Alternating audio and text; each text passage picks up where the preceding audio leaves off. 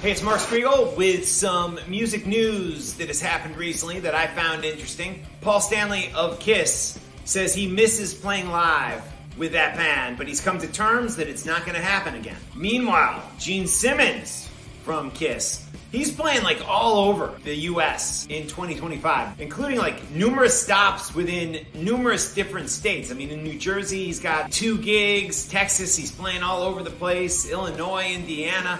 Yeah, so you definitely will have a chance to see some Kiss classics played live this year by Gene Simmons. Ozzy's farewell performance featuring Black Sabbath and tons of other artists is taking place July 5th in Birmingham, England. They're calling it Back to the Beginning. They have announced a host, the perfect guy, I think, Jason Momoa, who is a massive fan of Ozzy Osbourne and heavy metal in general. And I'm a massive fan of his, going way back to Stargate Atlantis. Remember that show?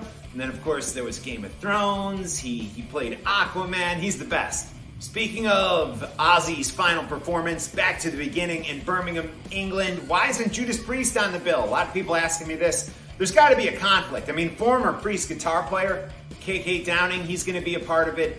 But the fact that Rob Halford, the metal god, and his band aren't going to be there can only lead me to believe there's some sort of scheduling conflict. Like maybe they're getting ready to go out on tour to celebrate the 35th anniversary of Painkiller.